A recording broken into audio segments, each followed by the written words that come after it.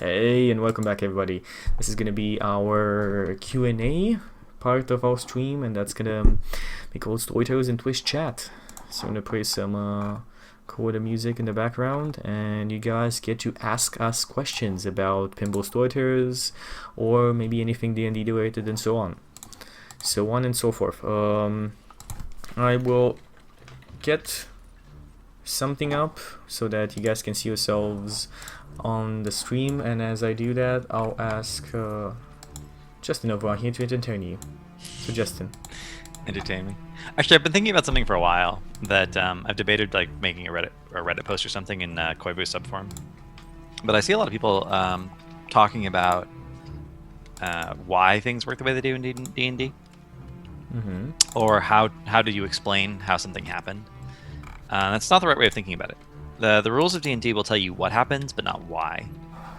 So when you think about, like, in 5e, combat is 6 seconds, it's not that your turn is 6 seconds. It's that the entire round is 6 seconds. So it's not that you do this, and then the opponent does that, and the opponent does that. If you're looking at it narratively, what's happening is it's much more like a movie fight scene, right? There's a swing, and it happens to miss, and then the guy is not attacking you on his turn, he's countering your attack. Or if you try and run away and he gets an OA, and then he also gets to attack you on his turn because he stops you. It's like, you try and run away, he has a sentinel feat, he hits you, you stop. So, but how does he stop you? Maybe he like hits your knee and you can't run, or maybe he trips you and you get up really fast. You can narrate it however you want. The rules will only tell you what happens, not how or why. So when it comes to your imagination, it's very useful to remember that. Just a general rule of playing role-playing games in general is that the rules don't control the narrative. The rules just define the structure of the narrative.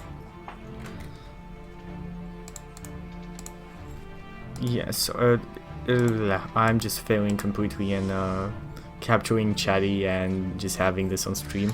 It's okay, I can go on like this for a while. Okay, so do you see any questions in chat? Nope, just Lorvos bragging about being on TV. Good for you, of us. I don't think Blizzard will ever make a BlizzBox, for the record, just because they don't have enough games to justify it. If anything, they would get in cahoots with Steam about it. I mean, they've done this before with a couple of consoles. The handheld console, the what do you call it? The Nvidia Shield, for example. Or there's a couple of other consoles that don't really have games, but they're still there. I think it's more of so I think the issue with making consoles like that is because they literally cost too much, and keeping up like a very good graphic on something like that, the production value that you need to create a game and something like that is way above what people would spend on games. So overall, they don't really make their money.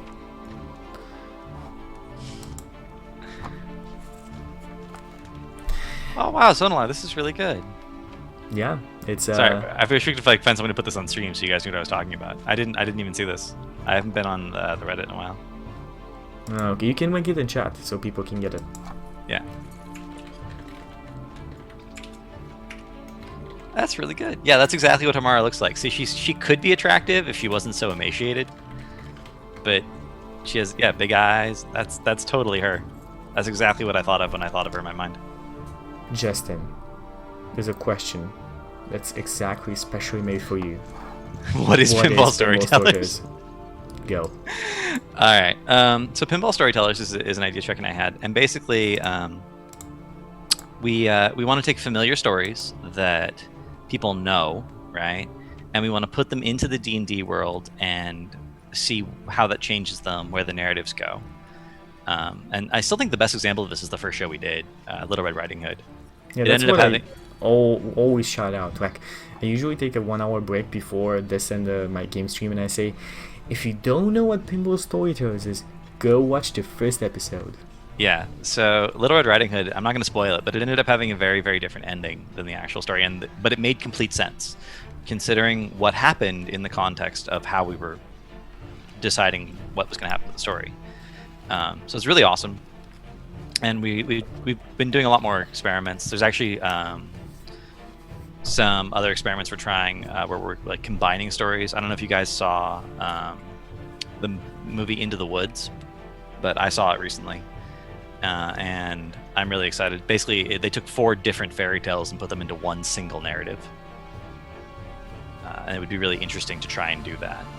There's with, there's Pinball Stories. a lot of things that we can do with this. It's been kind of a hiatus for a bit, so now we're kind of getting back into it. Gonna continue on doing this. So we have a question there. What stories that didn't get chosen do you wish you may have covered in Pinball Storytellers? There is a couple. So The Little Mermaid was one thing that we wanted to do, but it was a bit too big, and when we wanted to do it, it felt like we were reaching a bit too far away from the level of understanding of what we were doing was at. So we thought we were basically chewing off more than we can swallow. Exactly. I still want to do a musical at some point. I don't know what story that's going to go with, but I want to do like one musical episode of Pinball Storytellers. There's a couple of other stories that kind of were like we wanted to do but haven't been done yet. For example, in the sci-fi one, there were so many stories that I wanted to do, but it was one of the first episodes, so we wanted to go something simple. That's we did what ifs, like Isaac Asimov's what ifs, and with, for example, Alice in Wonderland or Wizard of Oz. All great stories, but extremely big at the moment, so we can't really jump into that without taking a big commitment. And I think first we want to experiment more before we take, like, you've seen this 3-week show. It's like a 3-episode show of Beauty and the Beast. It was awesome. It was great. But Beauty and the Beast is a page and something. Yeah, it's really short. It's really short, and we took 3 weeks to do it. It was cool. It was very cool, because I did not know the story whatsoever. I did not read it. I did not know anything. Justin knew everything. So that's when you kind of are in the gray zone. You don't know anything. You're trying to basically just pull the narrative in the way you feel the narrative should go, and at the same time, the other storyteller who's DMing is trying to also have the story go along.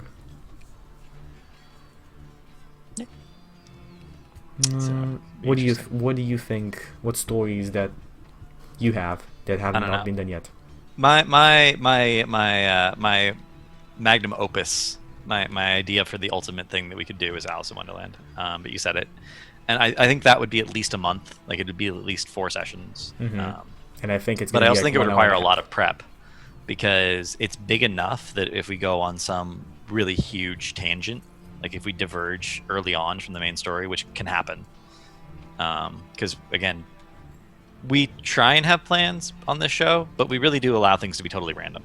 If something happens and it's random, then it's just random, and it veers off. Yeah, nothing on Beauty and the Beast, for example, is planned. Yeah, absolutely anything. Everything was on the fly. Which is one of the reasons it took so long. So we would really need to develop the idea of what we think Wonderland looks like, so that if we did go off the rails, we would know where we were going despite that. So put it like this: the fact that Justin has a job, I have a job, and we have lives besides this, kind of hinders our ability to do something as big as that. As we go on, basically the idea is if we grow enough to be able to put enough time into this, we'll definitely be doing something big. If it was for me, this is one of those streamer things that happens whenever you exceed a certain, you start growing and you have people and you're like, I want to do something very cool for these people, for my viewers, and you realize that you want to do all of these cool things, but you can't because you are overreaching.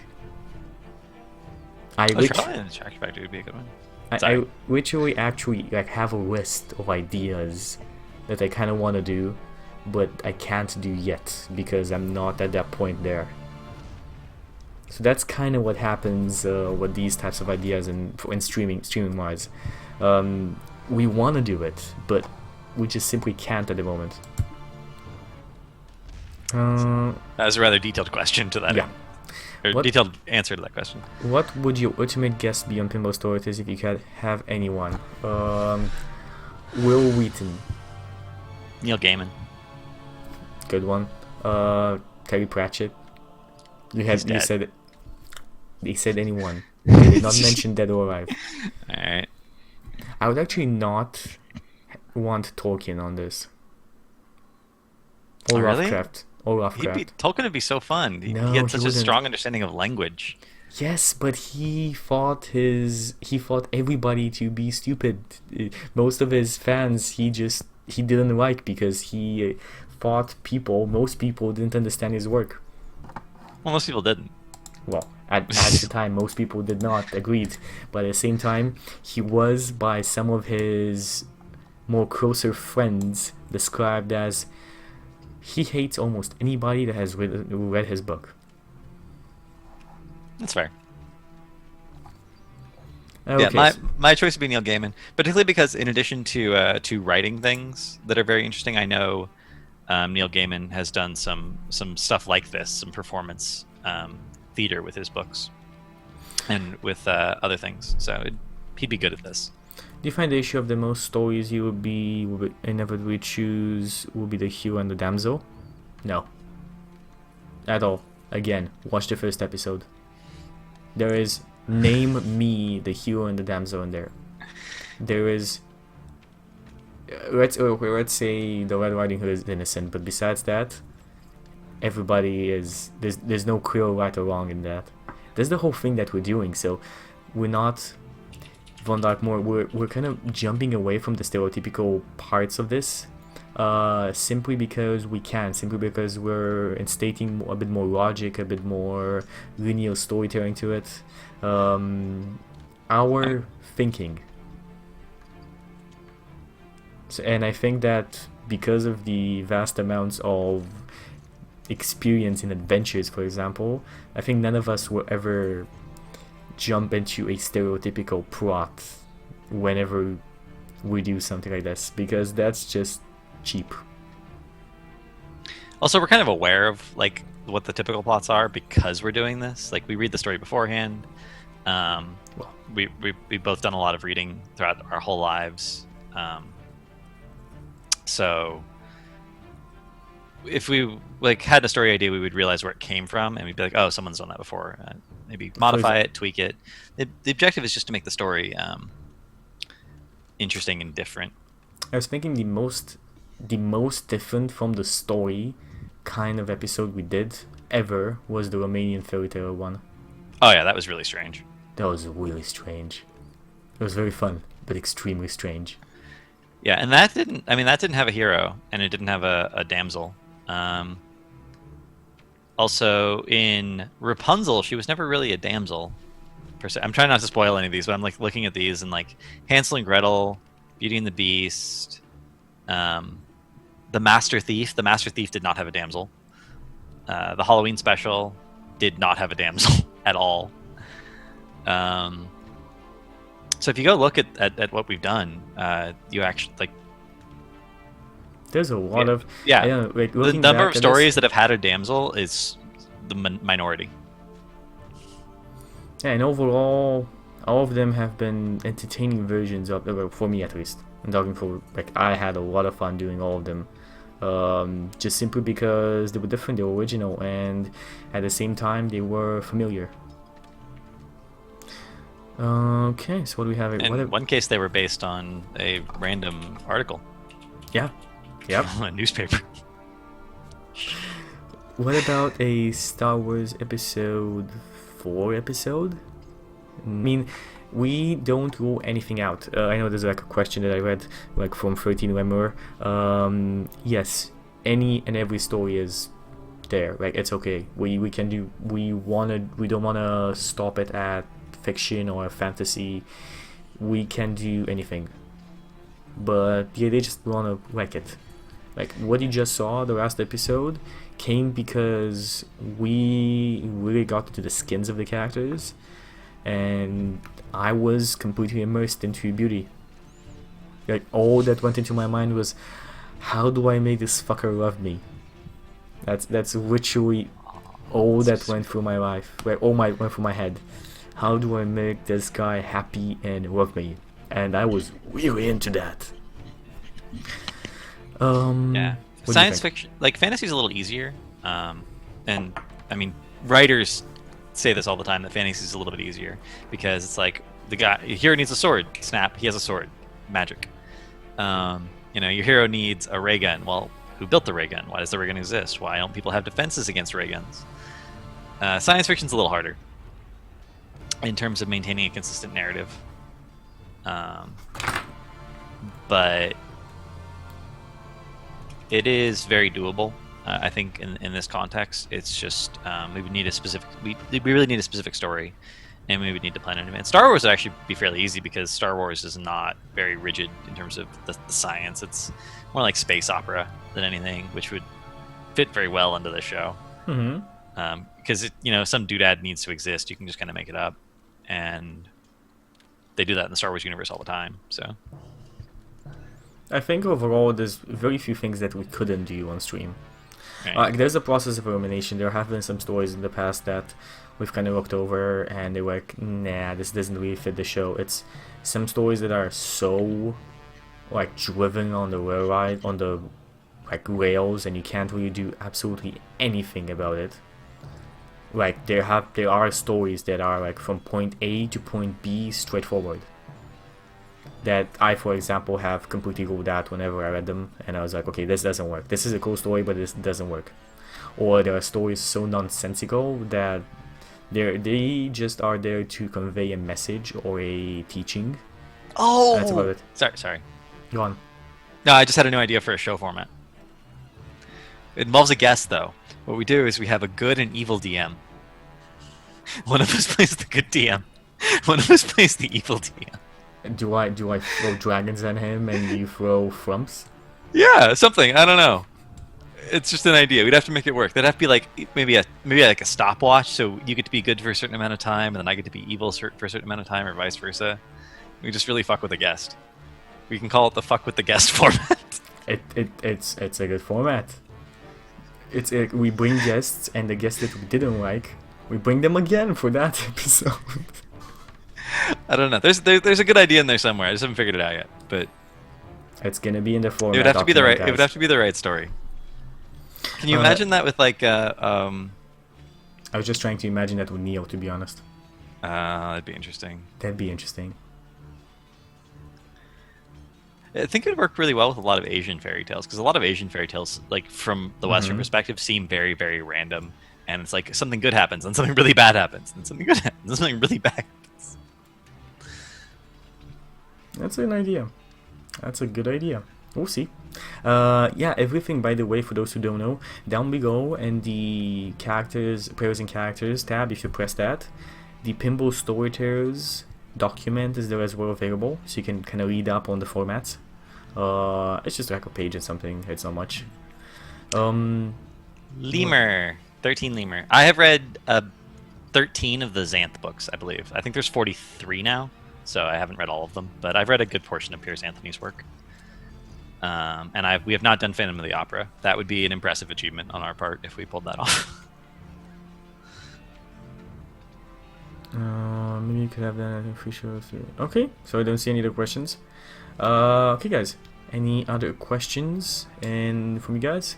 Anything you want to talk about? They don't necessarily need to be questions. You can give us topics to talk about as well. So it's kind of your idea here. Like, we're here to chat for you.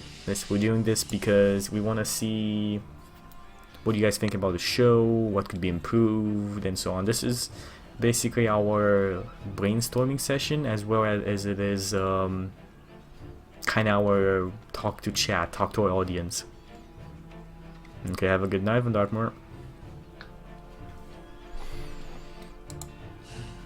Okay, it seems like people are quite content with what they've been talking. Let's give it like a 40 seconds. until they get this, and see if anybody else wants to talk about anything. Oh, was it hard to add in the dice rolls if the story is already set out? No. No, not at all. You have points. You have points where you think, okay, this might go differently. Okay, I'm gonna have him roll for this. For example, Master's Thief. People asked me afterwards if I did not know the story, would I have done it my own way? And I kind of gave, in the Q&A, I gave completely different answers for what people normally, like what the story normally did it, in just a couple of seconds split decision. And that's kind of the ideas that I had in my head beforehand, if the actual plans in the game and the stories would not work by some dice roll or something. And I did actually fail one of them. I failed the guy and the horse. Yeah, but then the guards who were nearby failed their passive, or failed the perception check and didn't hear the horse running away. So. A learning to roleplay show. That's kind of like every D&D show. Yeah, it's kind of... I mean, it's gonna be more of a podcast, to be honest. If you think about a new learning to roleplay show, it's a pretty good idea, but you'd have to have things to talk about each week. Maybe bring in other guests. I can see that. I can see something that working. Basically just talking about RPing a character, RPing an evil character, RPing a lawful good character. What does lawful good mean? Alignments, and kind of have like a lot of stuff that you can do with role-playing characters. For example, we talk about 5e, how like role-playing aspects of your character creation in Dungeons and Dragons 5th edition. I mean, the basic premise of role-playing, and the basic premise of role-playing is you have a character. They have certain thoughts, desires, experiences, and motivations. They will do things based on those motivations, and people in real life work that way too. Sometimes even in real life, someone will do something, and they'll be confused about why they did it. But on reflection, it was obvious because they really wanted to do it. They had this experience, even if it was bad for them. Like they wanted to do this thing. Like for example, that is one of the things, like one of the shows that I always wanted to do. It's kind of a thing that's in the future. Whenever I've played with enough streamers and have enough people that I know on Twitch that I have like a good guest base, because this show would be pretty interesting with a co-host, but you also a lot more interesting. What would make this show is bring in new people and just talk with them about these subjects. Yeah, actually, no spoilers for Honorbound, but if you guys watched the last few episodes of Honorbound where Hamara was there, she had opportunities to do something very different than what she did, and she didn't because it didn't occur to her. She's been alone most of her life. She's not used to working in groups. I played her exactly the way she would have acted. It wasn't great for everyone else in the party, but it was how Hamara acts. She was just like, she doesn't think about other people when she's fighting. Uncle Ass, the second season of Honorbound, up to last episode, including last episode, completely commitment and character and party. There was close to absolutely no metagaming, no power gaming. Every character that died and every character that was created was made for role-playing. It was not made maxed, it was not made to be extremely overpowered. They were all extremely fun interactions, like real interactions with NPCs and between themselves. So if you wanna see that, Honorbound is a very good show for just commitment to role playing, other than just combat. Because I have a show like 3.5 Engineers was a show dedicated to combat, but Honorbound has always been kind of more into role play than it was into the let's beat up monsters and get XP. To be honest, it's so much into the roleplay that most times I do forget to give them XP. That's okay, we always remember. Next session. You always remember next session, that's the thing. Whatever. Yeah, and it is. That's the thing that most people struggle with when it comes to role-playing, is they see the stats and they don't imagine the person that's behind those stats. And if you can't think of the person you're role playing as another person who has different motivations than you, who will act differently than you do. It's hard. And I will say this, that all the really experienced role players I know who they are as people, so they can make that distinction. You can't be somebody else without knowing who you are first. Right, because you can't find out where the line is, which makes them very interesting people to talk to. Just for the record, like the empathy and the ability to identify with other people that playing D&D with a heavy roleplay component gives you is actually really interesting in terms of how it affects you socially. Yeah, and overall D&D is a social experience. So like you can't do this without actually becoming friends with somebody. Like me and Justin couldn't do Pinball Storytellers without actually liking each other and being friends. We couldn't. It would be impossible. I mean, it would certainly be more difficult. I'm not sure impossible. I've seen lots of people who don't like each other work together, but not in creative ways. Put it like this. It would be extremely unentertaining to anybody watching. That might be true. It might be a little dry. It would be completely dry. Hamara will be on Honorbound this Sunday, if we're having Honorbound this Sunday. We are, aren't we? We are having Honorbound this Sunday. Okay. But again, I don't know what's going to be happening with Hamara. Basically just went off, and you can give me whatever reason, whatever she's been doing. Well, there were people running away from the fight, so maybe I just chased them down. Mm-hmm. We'll see. We'll find out. We'll find out. They managed Sunday to get away. Yeah. Yeah. So don't be surprised, Danko, as for example, if you see like a show that's something like that, like a D&D podcast has always been on my mind for a very long time. I mean, I've been streaming for about a year and a half, and D&D it's been mainly my focus. You can imagine that was one of the ideas that came to me. Yeah, in the future, we'll see. For the moment, I'm very excited and working extremely hard to get the new show off the road. It's been just a very long road of overlays, title screens, intros, talking to people, emails, invitations. The invitation process basically took 2 months. Like all in all, to get a group together that we have now, it took a constant jumping into people's streams, saying, "Oh, I want to send you a message," and so on, concerning about this. Do you have an email? Do you want to use your Twitch messages and so on? 2 months of doing this and getting a group together, then doing all the other shit, and then scheduling. Scheduling was actually, I expected scheduling to be the worst, but it was done in like 10 minutes. I was like, okay, this is great. If you could pick up, what scene would would you like to get drawn? Ooh, that's hard.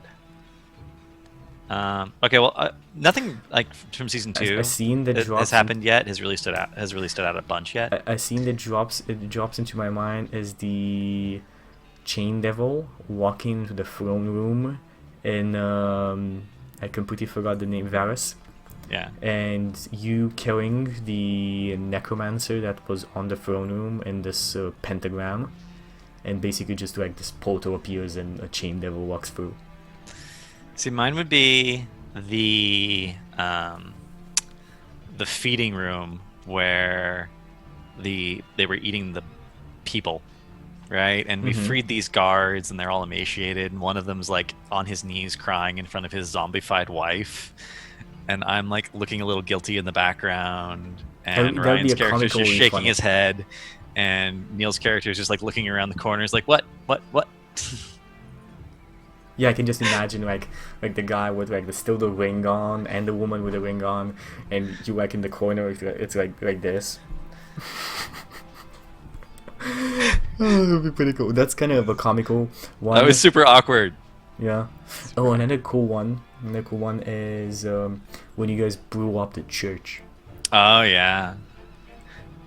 So everyone was convinced that didn't need to happen except for me. I was like, you have to seal the path behind you or you'll get chased. It makes perfect sense. But like this, it would have been very bad for you if you did not blow it up. Well, yeah, it was obvious. It was just basic tactics and strategy. Okay, and the dragon under the pieces of gold. That was memorable moment, I think, for me. Oh, that was a cool moment as well. Yes, it's like Neo's character just going, like picking up a coin, and just picking up a coin, and which way the dragon jumps up.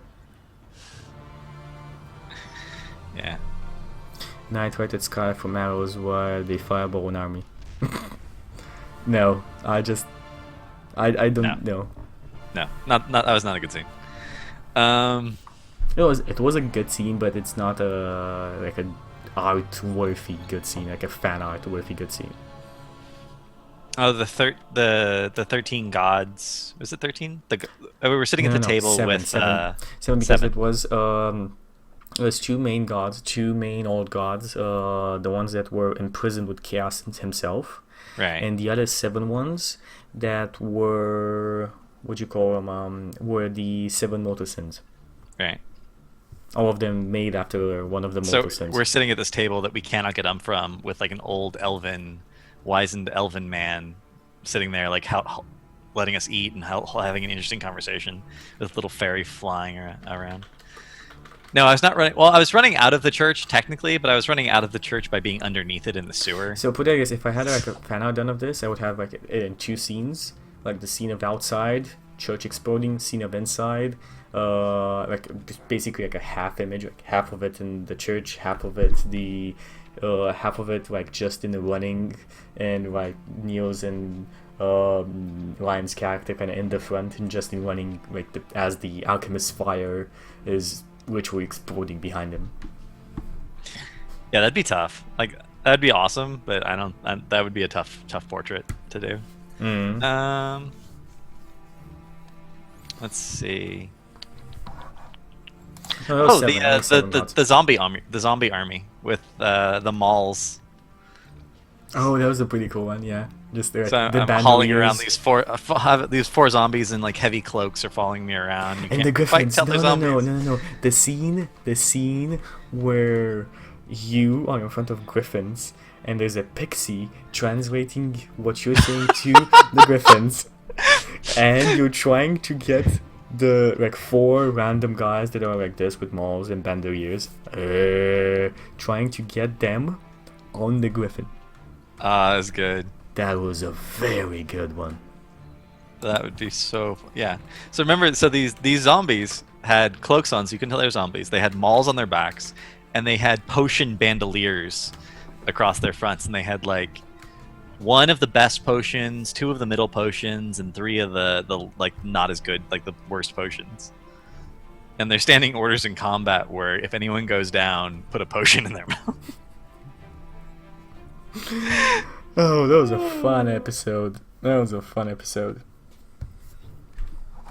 Or the scene where Neo walks inside of a bar with like standing on the zombie and ordering a drink. Oh yeah, he's like, that was a good one. Like getting a piggyback ride from the zombie. It's like, I want a drink. Neo's character was so lazy. Okay, anything else you guys want to talk about? We've been going on for Wonderland for it's a bit too much there. Anything else you guys want to talk about? That was such a good verse season. Oh yeah, they each had 3 javelins apiece as well. I think of those as like in a waist quiver though. Javelins are pretty short. Yeah, pretty short. No, I did not put cheap armor in the zombies. You get no benefit from armor with which you're not proficient. Or if you get a benefit, but it reduces all of your d20 rolls by 2, I think it was. It basically wasn't worth it. The benefit to zombies was if they take any damage that will kill them, they get a con save to just basically not die. So it didn't matter if they were taking a bunch of damage because they had decent con. The odds of them making the save were pretty high. Yeah, they were pretty cool. Like, these zombies were pretty good meat bags. I did argue with Chucky that if, the people I raised them from were proficient in armor, then they should be proficient in armor. No. It didn't work. No. Zombies. Otherwise, I would have killed some knights and had some plate mail wearing zombies. You can believe that. Proficiency is something in my mind that is knowledge as well as instinct and skill and reflex, and a zombie has none of those. Yeah, I agreed with him. I just thought I should, make the argument anyway.